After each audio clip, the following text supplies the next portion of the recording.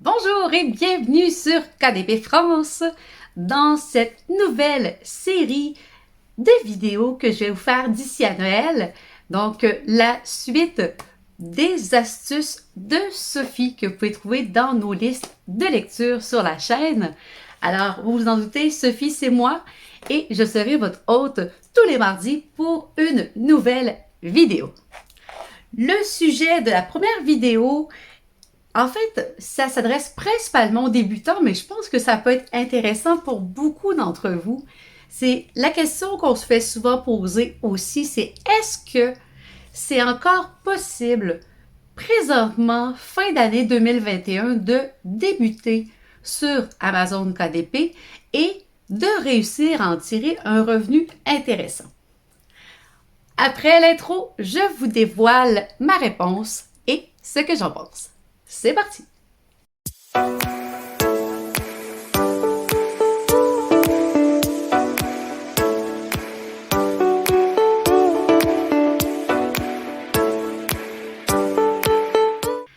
Alors, selon moi, oui, c'est encore possible de se lancer dans l'aventure KDP. Pour ceux qui ne savent pas, KDP, Amazon Kindle Direct Publishing, c'est l'auto-édition, la création et la vente de livres par le biais de la méga plateforme Amazon. Par contre, je ne pense pas que ce soit simple ni facile de débuter sur Amazon KDP là tout de suite, mais c'est le bon moment de le faire, surtout avec les fêtes de fin d'année qui s'annoncent, ce qui veut dire de très bonnes ventes en temps normal. Je vous livre aujourd'hui la recette du débutant avec 6 ingrédients. Première chose à faire quand on veut se lancer sur un nouveau projet, à mon avis, c'est de s'informer. Dans le cas d'Amazon KDP, simplement aller voir sur le site d'aide de KDP. Il y a énormément de contenu. Avec KDP University, il y a également encore plus d'explications qui dit de façon nette, précise, comment faire pour réussir à publier son livre sur Amazon, processus qui au passage est entièrement gratuit. Le deuxième ingrédient pour arriver à bien débuter, je pense que vous le faites en ce moment, c'est d'écouter un max de vidéos sur YouTube. Il y a énormément de gens qui réussissent sur KDP depuis soit peu de temps ou plus longtemps, des années, des mois, des semaines. Puis je pense que c'est intéressant de voir ce que les différentes personnes ont à dire sur le sujet. C'est toujours intéressant d'en apprendre plus. Le troisième ingrédient, ça coule de source, c'est de se concentrer toujours sur la qualité plutôt que la quantité. Il vaut mieux passer 2-3 semaines à faire un seul livre, mais qui va vendre parce qu'il va être vraiment adapté à la clientèle, que d'en publier 100 qui vendront jamais. Ça peut sembler un peu difficile à croire, mais KDP, c'est pas un sprint, c'est plutôt une course de fond, un marathon. Vaut mieux être lent et régulier plutôt que pressé et de jamais vendre. La quatrième chose à rajouter dans notre recette, c'est en fait un 2 pour 1. Pour bien réussir, je pense que c'est important d'être bien formé, mais aussi d'être bien entouré. Travailler seul dans son coin, c'est pas facile.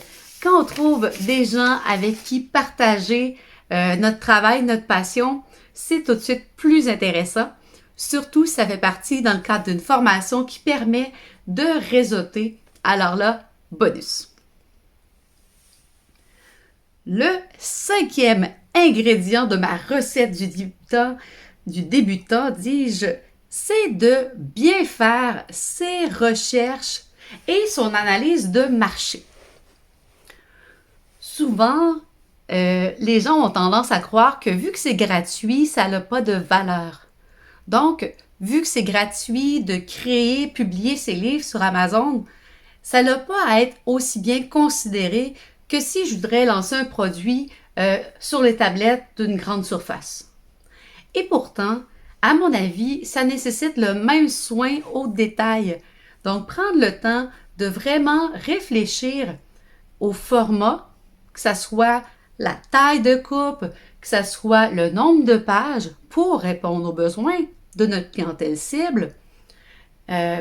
L'emballage, donc la couverture de notre livre a une grande importance aussi parce que forcément, c'est ça qui va faire vendre ou pas au bout de la ligne. C'est ce que les gens vont voir sur la tablette, l'immense tablette qui est Amazon. Le contenu, même chose. Donc, si on a un super beau contenant, mais que le contenu ne correspond pas aux attentes aussi, il n'est pas bon. Eh bien, forcément, ça va affecter nos ventes avec des étoiles très basses. Et puis là, ça va être la fin de notre livre s'il avait commencé à vendre, forcément. Et la dernière chose, le prix. Il faut se fier à un paquet de facteurs pour aller chercher vraiment une bonne analyse. Et c'est pas différent que si on voulait le vendre sur une tablette, que ce soit un cadre, un iPad, une caméra, peu importe ce qu'on veut vendre, nous devons avoir un esprit d'analyse, un esprit d'entrepreneur. KDP n'y échappe pas, à mon avis.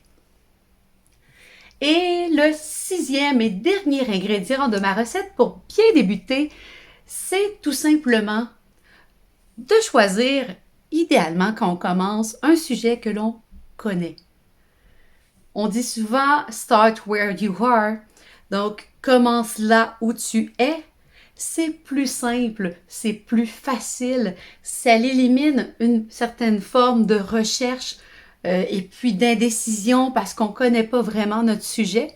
Quand on est déjà en possession de notre sujet, c'est juste plus facile d'aller de l'avant pour créer, je pense, un contenu adapté à notre clientèle cible qui est un peu nous-mêmes dans ce cas-là. Cela vous aidera quand on commence avec un sujet plus proche de soi, d'être capable de dupliquer ensuite vers des sujets qu'on connaît moins bien. Et c'est comme ça, je pense, qu'on peut arriver à faire de bons résultats sur KDP. Bien sûr, il y en a tellement plus à dire sur comment bien réussir. Je voulais vous faire une introduction assez rapide à l'usage des gens qui se posent encore la question « je me lance pas ». Ben, il n'y a jamais de meilleur moment que maintenant. Le meilleur moment, à part celui-là, c'était hier. Donc, lancez-vous, vous n'avez rien à perdre. C'est gratuit de le faire. La plupart, et même pour débuter, il existe des tonnes de logiciels entièrement gratuits. Vous n'avez pas grand-chose à perdre, au pire quelques heures, et vous aurez probablement acquis des nouvelles compétences. Donc, c'est tout pour cette première capsule pour le retour des astuces de Sophie. Je vous dis à la semaine prochaine, mardi prochain, prochaine vidéo. N'oubliez pas de vous abonner au bas de la vidéo pour ne pas la manquer. À très bientôt. Au revoir.